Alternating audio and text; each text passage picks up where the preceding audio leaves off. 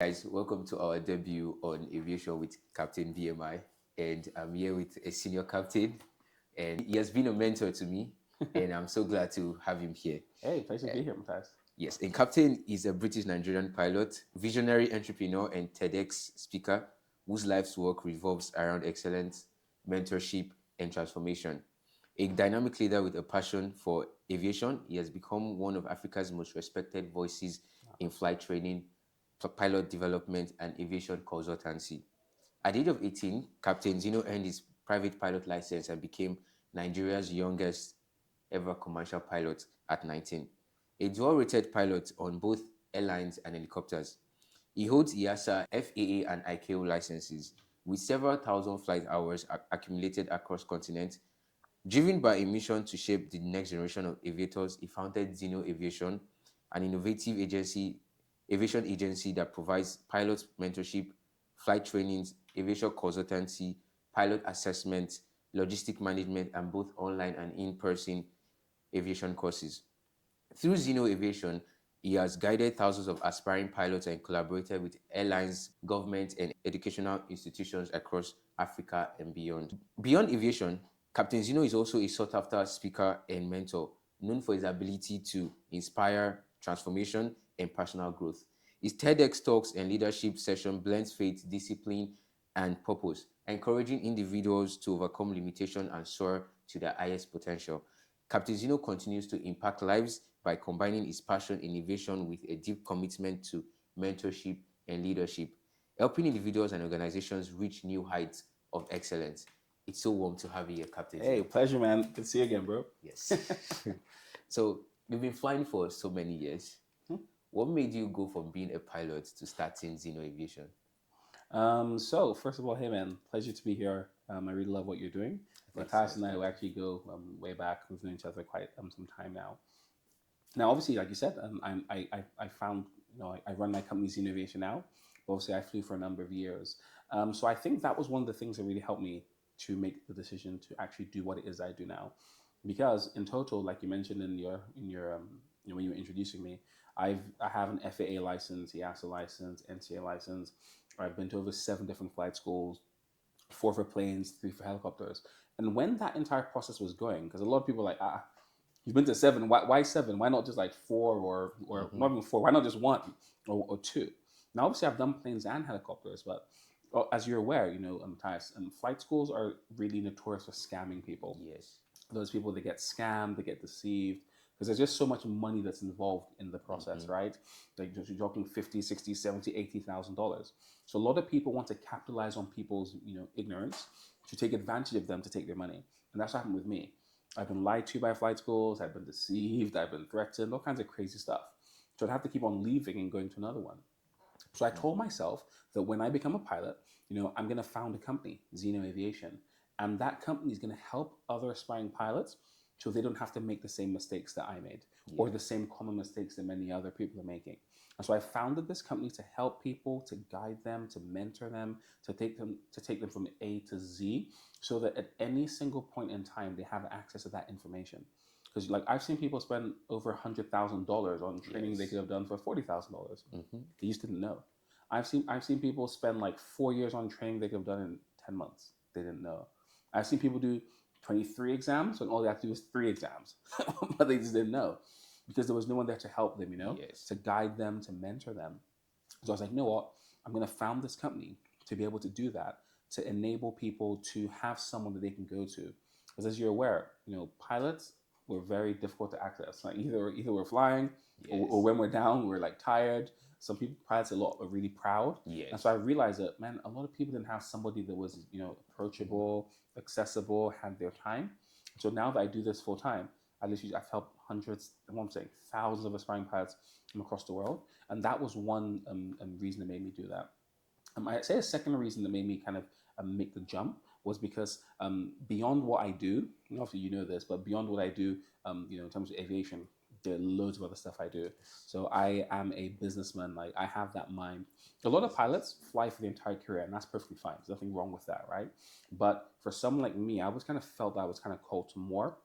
I'm an entrepreneur by nature. So I've started numerous businesses, ice cream business. I mean, when I was trying to sell ice cream, Wow. I've done all kinds of stuff. And so for me, having a business that I'm able to do what I love, help people. We have flight simulators. We're able to fly, teach people, help people, guide people. It was just a fantastic step for me. And obviously, I wanted to also spend little bit more time with my family as well. Because, especially the type of flying I was doing, I was Yeah. away for long periods of time. And so now running the business, still being involved in aviation, still helping people, still being in the industry, consulting, mentoring, but I'm also able to be home every single day with my family. Yeah. If there's one thing I've learned is that knowledge is power. Oh yeah, definitely, man. Yes. So what were some big challenges you faced when starting your company? Oh man, I face a ton of challenges, man. I would say the number one challenge that I face, not just myself, I actually co-founded the company with my fantastic wife, Timisa. Yes. So I was CEO, she was COO, and by the way, this company would not be where it was without my wife, right? Yes. She is so smart, she's intelligent. She also studied, organizational science. Wow. So she studied business, accounting, organizational science for her master's. And so she really helped build. Like I didn't know a lot about business when I started off. I know a lot about business now, but she was really the brains behind a lot of things, whilst I was kind of the product. And one of the challenges that we face, the biggest challenges, have you ever seen anybody doing what I'm doing before? No. Exactly, and that was the problem. Hmm. A lot of times when you want to start a business, you can just go and just like copy somebody or get inspiration from here. Yes. But I tell people, we don't have a niche, we have a hyper niche. So having a niche, well, being in a niche market or a niche industry, that's one thing. We're not just niche, we're hyper niche, very specific. We help aspiring pilots to become commercial pilots. No one was doing that.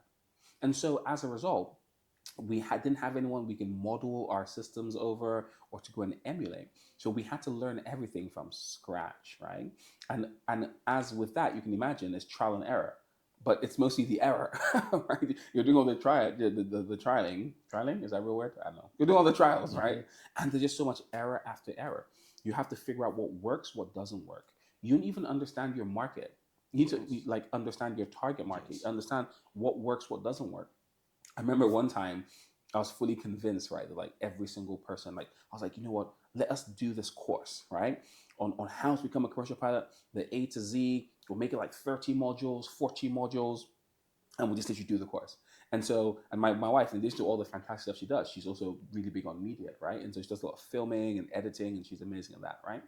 And so what happened is I came up with this this course, spent such a long time preparing this course, doing everything. We recorded it. It took us ages to edit it, put it online, and I was convinced it was going to sell because I was convinced that aspiring pilots want Yes. somebody who would teach them everything. Dude, I made like maybe 5 sales. I was convinced I'd have 100. I had like maybe like five in total. Wow. And then, but like I said, it's trial and error. It's not that the idea was bad, but what we didn't realize is that a lot of people don't want an online course. A lot of people want somebody in person Person. that they could speak to. And so when it didn't work, we went back to the drawing board, tweaked and adjusted. And that's when we came up with the masterclass, which is literally an in person meeting. Sometimes we do it online, a lot of times online, a lot of times in person, where you can simply come in, meet with me, and I spend the entire day teaching the exact same stuff from like 9 a.m. to like 5 p.m. And we have had hundreds and hundreds and hundreds of people sign up to our masterclasses. Does that make sense? And so it's that thing of realizing that like we have to just keep on trying and tweaking products, coming up with some stuff works, some stuff doesn't work. And another big challenge, which is a massive thing, is a lot of times people don't realize that they need you. So when you're doing something new that hasn't been done before, a lot of times it takes a lot of convincing to try to convince people that they need your value. Because a lot of people, for example, one of the things we do here is innovation. Is you're aware of this. We do ground school classes, right? Yes. Yes. So we have a state-of-the-art flight simulator where you can basically come in. We hire certified flight instructors, and our certified flight instructors will teach you all the theoretical topics you're going to learn in flight school, and then they also teach you how to fly in the simulator. So you learn how to take off, how to land, handle emergencies, how to speak on the radio. Now, a lot of people are like, "Why did I need to do that? Why didn't I just go to flight school? Why did I need to do your course who actually just go learn the same stuff in flight school. So it took a lot of convincing people that listen, don't you get it? Like there was a study that was done by AOPA, the Aircraft Owners and Pilots Association of America, and they did a study and they found out that 80% of people who start the journey to become commercial pilots or qualified pilots, they fail and they fall out. So only 20% of people succeed. That is insane. And so it's trying to now convince people that, listen, don't you get it? Like, you are on the path to failure. You need to come and do this ground school class so that you master everything, all the theory, all the practical. You fully understand everything. So by the time you now go to flight school, imagine you turn up to flight school and I know everything. Your instructor will be trying to teach you something now. Don't go and do ITK. I know. No, you don't know. Just play it cool, right? Maintain your steez, right? But the fact is, having to kind of convince people that this is what this thing does when they don't even know they need it, that was a massive challenge. And also, the big one is the economy, right? Like, there were people who had all the money to go to flight school like years ago, but as time just goes on, guess what happens? Like the economy, inflation, the naira devaluation rate. So a lot of people who had the money before just didn't even have the money to go to flight school, and obviously that negatively impacts you as a business. But I'd say there's probably about three of the challenges which we. If there's one thing I've learned from your masterclass, is You came to the first ever yes, one. I did. When was that? That was like 2023. No, it was 2022. Okay, yes, 2022. Yes, Yeah, I just graduated. Yeah, because that's when I moved back from the UK, 2022 back to Nigeria, 2020, 2022, yeah. Matthias, he came with like this blue tuxedo. Of course I remember, dude. Come on, like, I was like, who's this? Wow. Yo, this guy, man, his drip was on point, man. Blue tuxedo, everything. Yeah. I remember, come on. Yeah. Captain really remembers me. Oh, yeah. Come on. Yes. So how do you choose and prepare students to become pilots? Oh, fantastic, man. So in terms of choosing them, the only times we would quote unquote choose people is if we were to do, for example, a logistics management program. So one of the things we do at Zino Aviation is beyond individuals, right? Like individual pilots. We also work with like governments, airlines, and everything. So for example, right now we have agreements with several airlines to run cadet programs, right? And we're in talks with other governments, governments, they train pilots, all that kind of stuff. So with an individual, we wouldn't necessarily choose them, but with like you're dealing with governments, airlines who are running programs, you have to be able to choose the very best pilots. So Zeno Aviation, one of the things which we do is we have a multifaceted, really highly rigorous assessment process to ensure that the government or the airline would get the very, very best candidates. And so in that case, we do, first of all, it's just a psychometric assessment, right? Psychometric test. It's like an aptitude test, right? Yes. You just go online, it's like maybe like 1 hour, 10, 20 minutes, ask you tons of questions. And it basically is to kind of to assess your cognitive competencies, such as, your mathematical ability, your English ability, and then, like your multitasking ability. And then it also assess your character traits, your personality. Listen, I would love to be a brain surgeon. Does that mean I have the ability to be a brain surgeon? No. I would love to be a pro footballer, right? Playing for Arsenal. Come on. Are you Arsenal? No. This interview is over. It's done. I'll take off this mic. But the point is, I would love to play pro football. That doesn't mean I have the ability to do so. Yes. And likewise, a lot of people want to become professional pilots, but the problem is they don't have the ability to do so. And that's why there's a high failure rate, or one of the reasons. So the test tests your cognitive side, and it also tests your characteristics, your character, your personality. Or, are you suited to that role? That would be the first stage. Then after that, we will then do an interview. So we have like a two-stage interview process, right? So one has to do with just like non-formal. I'm just getting to know you a little bit better and ask you all sorts of questions. Then there's another one which is a little bit more technical. And then after that, we put you in the simulator. And then at the end, everybody gets graded. So everyone would have a total score, right? And then you'd be able to notice, okay, out of 100 people or 1,000 people, these are the top 5 or top 10 performing candidates. And you'd be able to kind of take them. So that's how we would choose if we were working with them. But you asked a question, how would you choose and prepare students? Okay, and then the preparation, which we spoke about a little bit already, right? Yes. The number one thing you need before going to flight school is mentorship. So obviously, I run a mentorship program at Zino Aviation, and that's what we do. Like, this last 1, 2, 3 weeks, 4 weeks, I've had like maybe 3, 4 people sign up, right? And so how it basically works is I become their mentor and I just go on the entire journey with them, right? From start Yes. all the way through to finish. They have unlimited access to me 24/7, 365. And we basically break it down into 3 key stages. So what you're asking about is the first key stage, which is the before flight training stage. So they come in, I'll be teaching them so many things, right? Flight school is tough.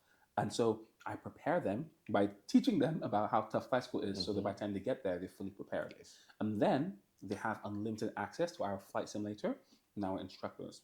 So that's when they teach them all the theoretical topics, the practical topics. And I think if you're truly been selected well, right, and you've been prepared well, then you've set yourself up for success, you know? And so that's how we probably do that. Yeah. So if you're an aspiring pilot, make sure you come to Zino Aviation. Hey, come on down. Yes. So can you share any success stories of students who went through your training? Oh yeah, yeah. We've had tons of success stories, you know. And if you go on our website, for example, zinoaviation.com, if you click on our testimonials, you're gonna see tons and tons of testimonials. We have so many testimonials, we just stopped uploading them, right?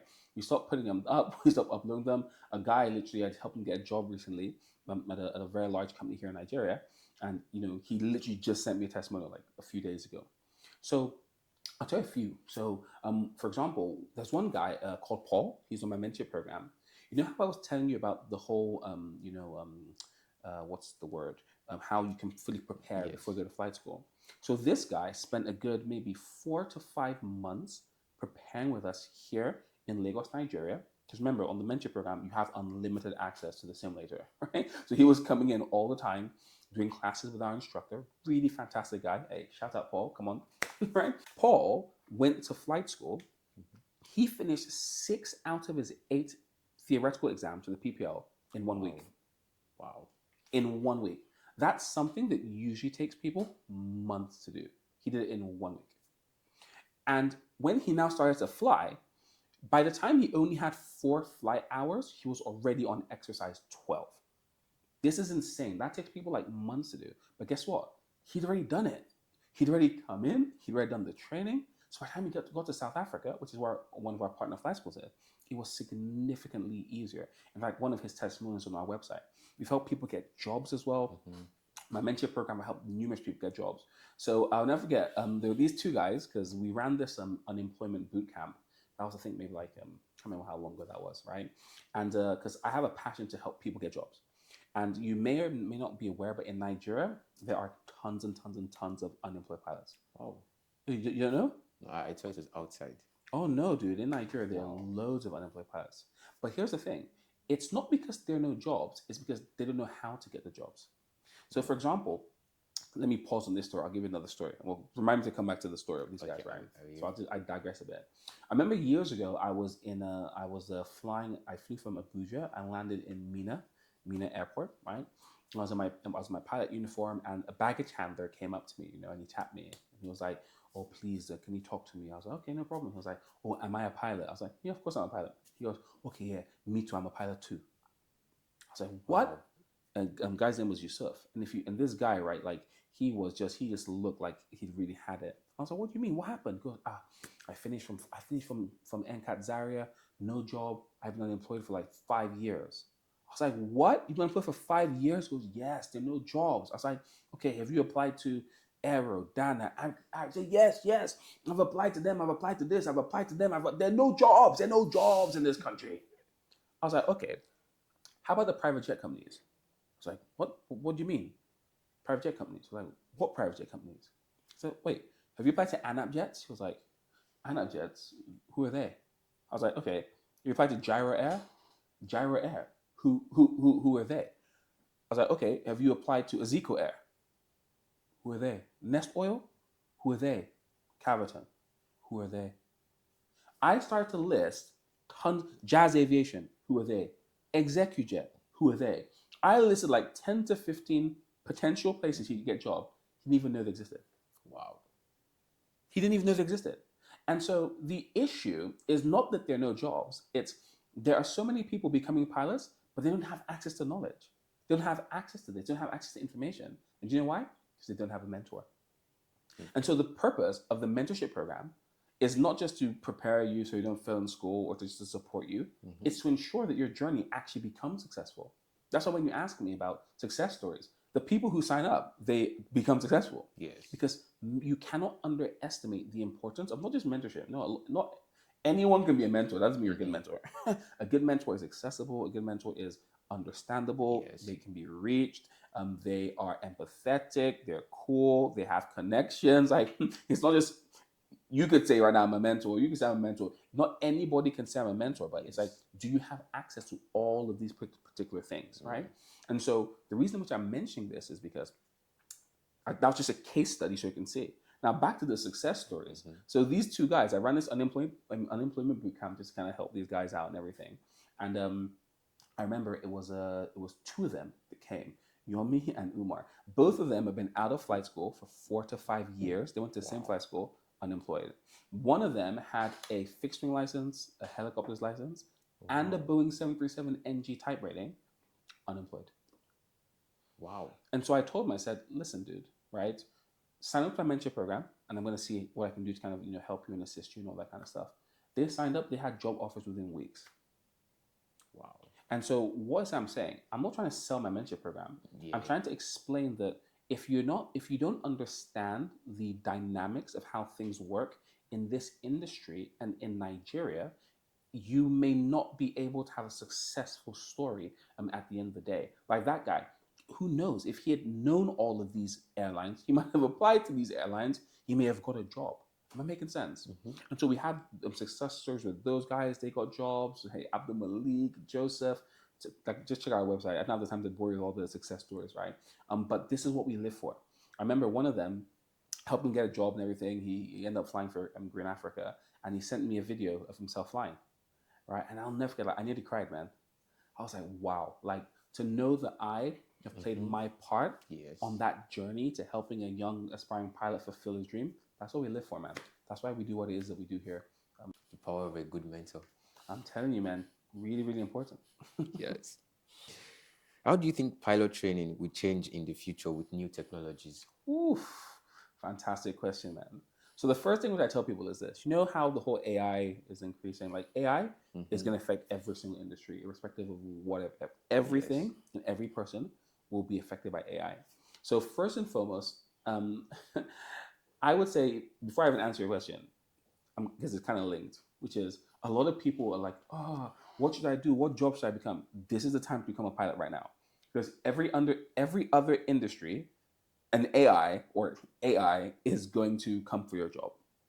The one industry that is safe is aviation. Yes, honestly, I did agree to that.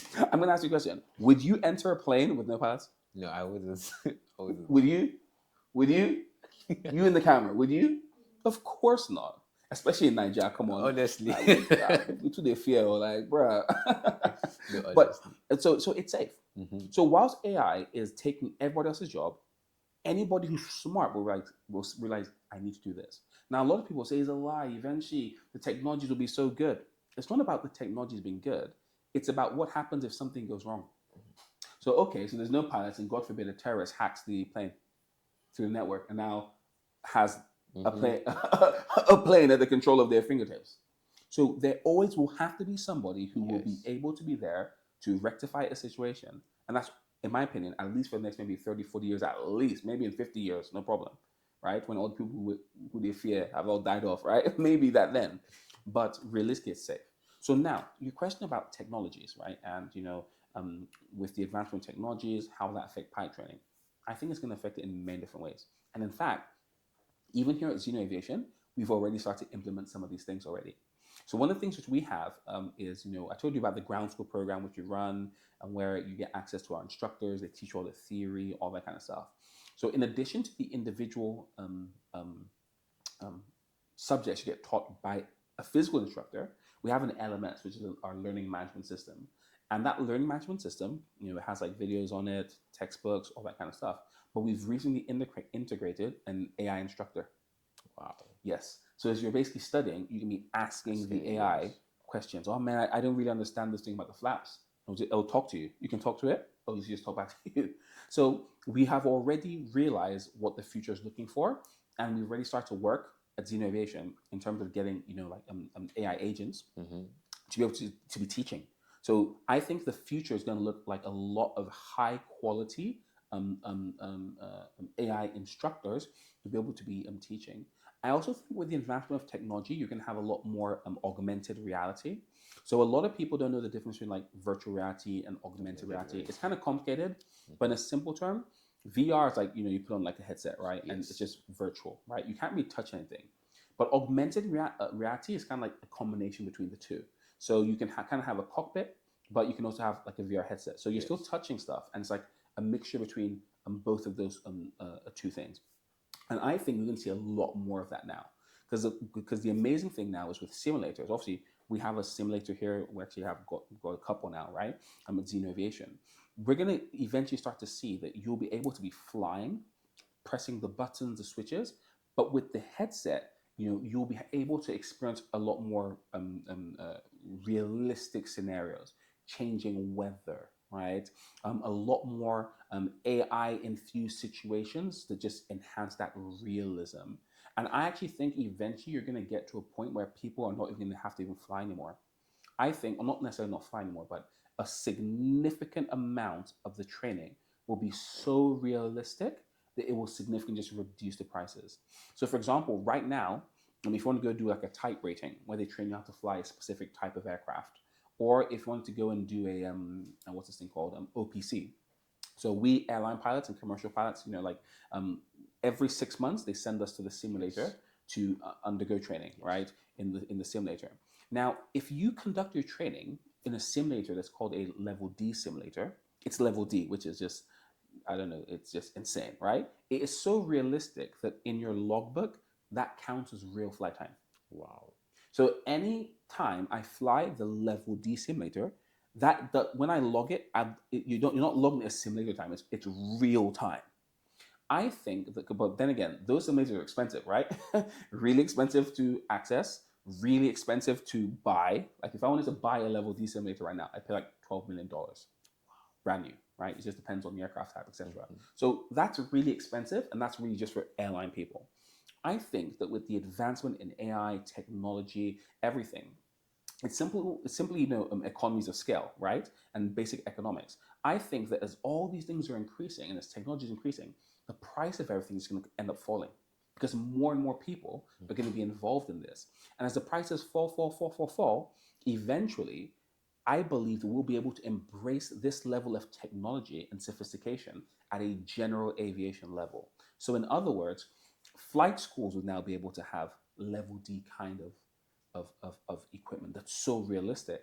And I think eventually the regulations will end up changing. And what this will do is it will make flight training significantly more affordable.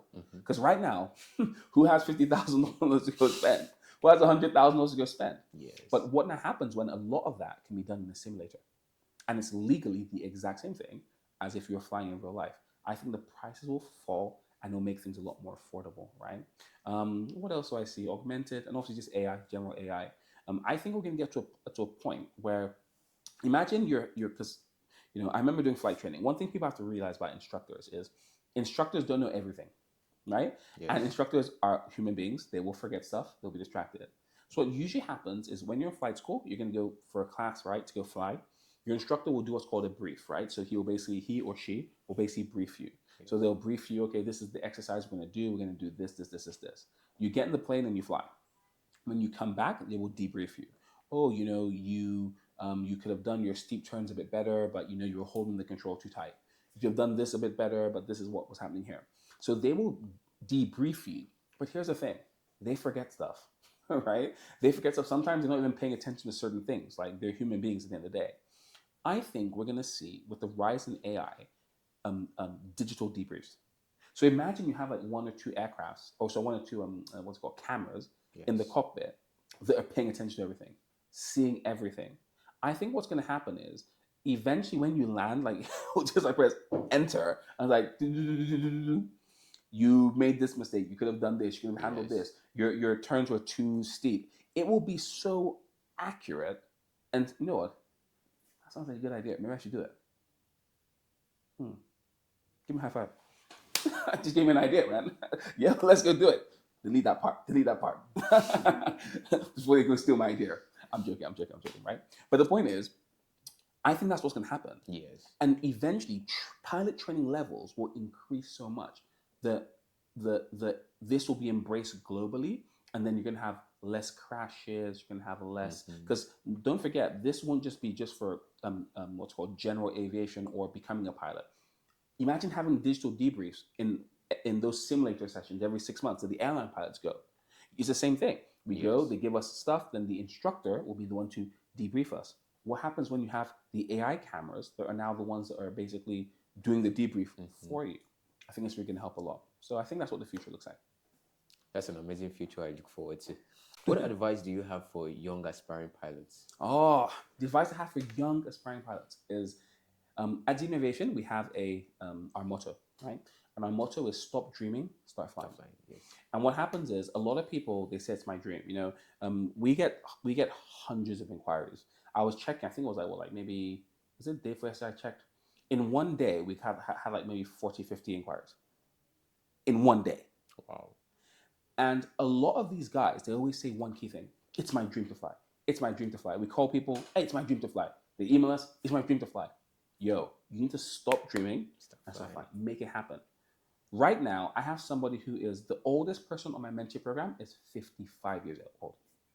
Wow. And he's like, yeah, exactly. And he's like, yo, I want to fly. I'm like, but like, why now? It's always been my dream, but I would just put it off.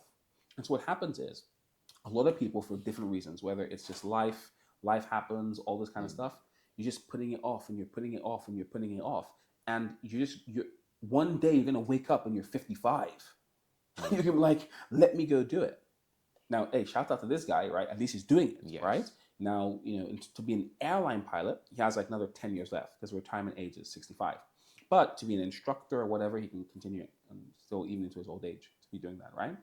But the point is, my advice is number one, stop dreaming, start flying. A lot of people, I'll give my second piece of advice. Find a way. Where there is a will, there is a way. You just simply have to find what that way is. Simple. Do you remember this guy who, I'll use that example, but you have to find a way. The money is available. That's what stops most people. I don't have the money. I just don't have the money.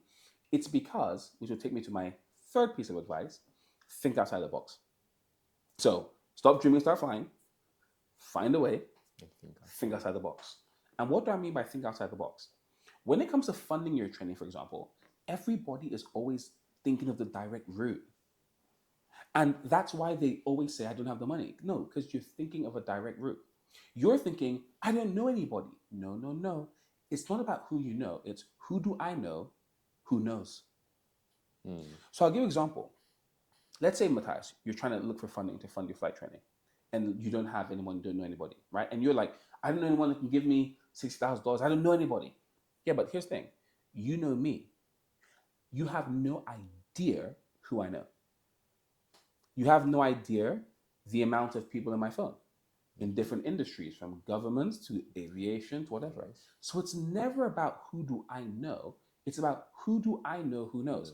And also really interesting, a lot of people, for example, in Nigeria, I don't know anybody, no one can help me, whatever, right? Here's the thing. If you were to simply just tell all your family members, cousins, uncles, especially old ones, uncles, aunties, everybody, I am trying to become a pilot, right? And I need funding. Does anybody here know anybody in government for what state are you from? Oyo State. From Oyo State. If you did that, I'm telling you, someone will be like, oh yeah, you know what? My friend, I went to school with this school, Chinedu. No, that's an Igbo name, right? Yes. Give me your Yoruba name. Ayo. Ayo, yes, in Oyo State. Ayo, yeah. I went to school with him. He's the permanent secretary in government house. Oh, yes, it's one guy in my church. He's the commissioner for so of Oyo State. Oh, yes, I know one guy. This happened to me recently. There's somebody in government I'm trying to contact for some time. And I'm just like, oh man, I just don't know how to get hold of this person. I kid not. I saw this person's name somewhere with like a list of loads of all these other directors, whatever. I just copied and pasted the stuff. I just sent it to some contacts. Hey, do you know how I can contact this person? The person was like, yeah, yes, this is Uncle so-so-so's Are you for cousin. real? Oh, really? Great. So it's never about who you know. Yes. It's about who do I know who that knows? knows. Yes. It's about being able to effectively tap into somebody else's network. Because your network is limited, your network is restricted. So how on earth can I leverage other people's networks for my benefit? So I say, number one, what was the first one I said again? It was Stop dreaming. stop dreaming, start flying. Number two, where there's a will, there's a way. way, yes. Number three, Think outside the box. think outside the box. Number four, do whatever it takes to get that money. Now, when I say don't want to kill anybody, No, that's it. All. don't want to steal, thou shalt not. Still. Amen, right? Amen. But within everything, within your capacity, if I know what, that takes us to the fifth one, which is the same point, which is be relentless. You must be relentless. You know, I'm a Christian, and there's a parable in the Bible, and this parable was about this what's her name, this widow, right?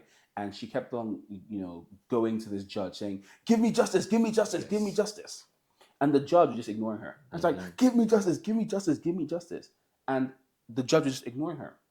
It got to a particular point that the judge said, "I do not fear God, I do not fear man, but I will give this woman what she wants, lest by her continuous coming she weary me out."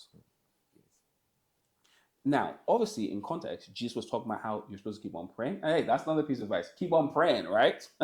Facts. But the fact is, I learned something from that, which is there is something about when you're so persistent that people just give in. It's happened to me before. There's certain people that have just been disturbing me. Now, I can do two things. One, I can just block, right? Which I have blocked a few people, right? So you have to do it with wisdom. Yeah. Don't be a nuisance to somebody, but somebody needs to be able to see your resilience, your desire, to see that you will not take no for an answer, especially when you know that they have it. You know that they have the ability to help you. She knew that guy was a judge. And so what's it I'm saying? When you combine all these pieces of advice I've given to you and you're able to go and implement it, you'll go really, really far. And the last piece of advice is, hey, get a mentor. Honestly, whether it's me, somebody else, whatever, mentorship is really, really important. Yeah. And emphasis on the mentorship. It's really, really needed. Oh, yeah, definitely.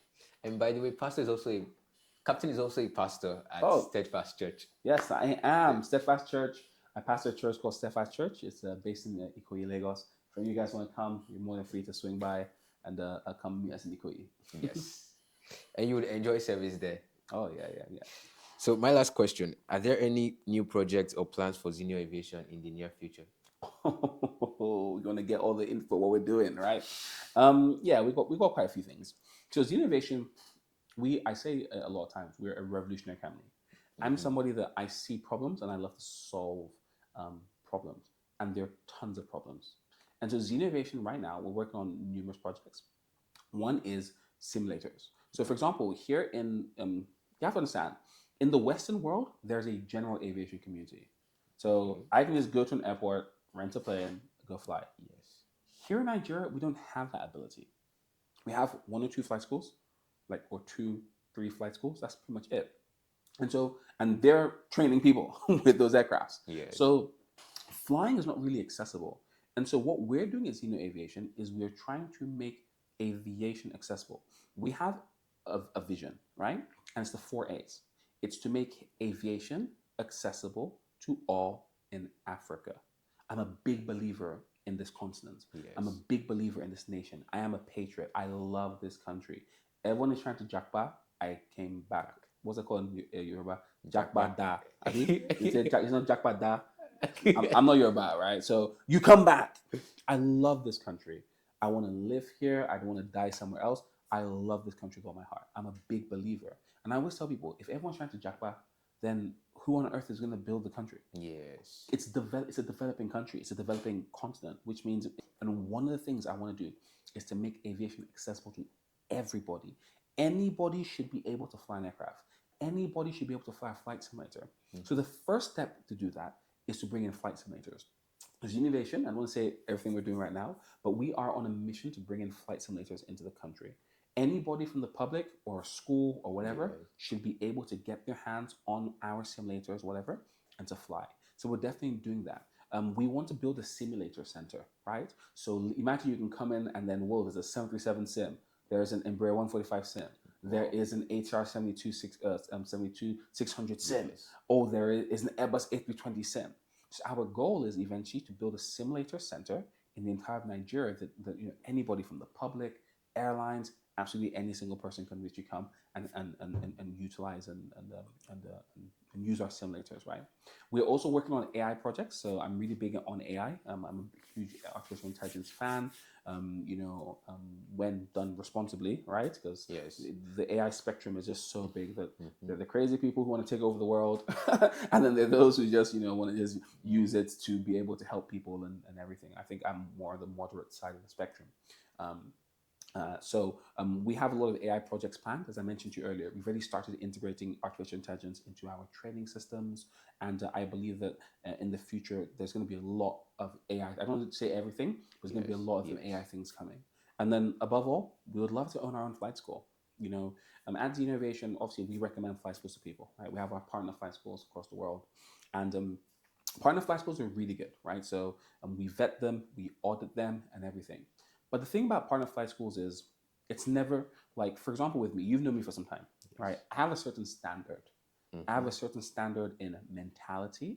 I have a Yes. certain standard in my character, Mm-hmm. in my manners, in terms of customer service. And what happens is when you are not the one in full control of something, right? Like it's never going to be at the standard that you want it Yes. to be. It may Yes. be still really good, Yes. but if it's Zeno, if it's Zeno Aviation, and I have my own flight school, the standard is going to be absolutely insane. You've known me for some time. I don't understand what mediocrity is, Yes. right? At I all. like, what is that? At all. Whenever we hire people, we just hired quite a few people, as you can see, quite a lot of guys here, and we take them through our company, our mission, our vision, and our values. And one of the values there is excellence, Yes. and one of the values there is success. Like we don't know how to like not be excellent. Excellence is what we aim for. Excellence is what we do. Excellence is who we are. And if you yourself have an excellent standard, then everything that comes from you, everything that you put out will have an excellent Excellent. standard. And so for me, the eventual goal is to have our own flight a school or flight schools, not just in Nigeria, but even across Nigeria. Maybe partner with some governments, partner with some investors, and all this kind of stuff. So we will be able to be competing. See, look at it this way: the vast majority of Africans in Nigeria go where? South Africa. South Africa is like an aviation hub. They go to South Yes. Africa. People from all across Africa, Asia, the Middle East. I've sent people from Europe to go to South Africa. So everyone goes to South Africa. Why not Nigeria? Mm. Why can't we get to a point where we have such state of the art facilities that we're competing with the likes of Embry Riddle in America? Like I told you, what's the I told I can remember. Somebody on my mentor program, like they were gonna go to America and spend like $300,000 to go to a flight school in America. Mm-hmm. Now, that flight school is a very well known flight school, and the standard in that flight school is very, very good. It's Yes. excellent. Why can't we have that here? By the way, I'm not saying that the flight schools we have in Nigeria aren't doing a good job. I'm not saying that they're not good flight schools or whatever, but we need to have something that can pull people from all across the world, all across the globe, and say, "Wow, that place looks insane.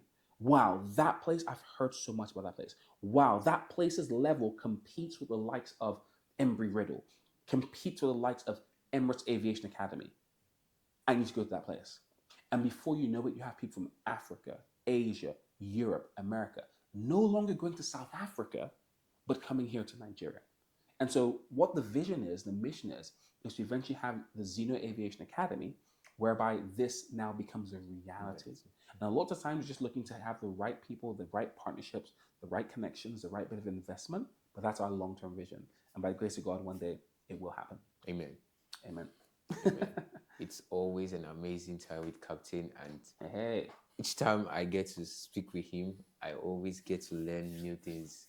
And it's so much having you on our first episode. hey, not a problem, man. It's been a pleasure. Make sure you guys this is gonna go. It's gonna go places. I really believe in what Matthias is doing, and I wish the whole podcast, the whole interviews, everything combined. I really wish you all the best of success. Thank you so much, for the Captain. future. Amen. Hey, nice one, bro. Yes, thank you so much, sir. Hey, no problem, bro.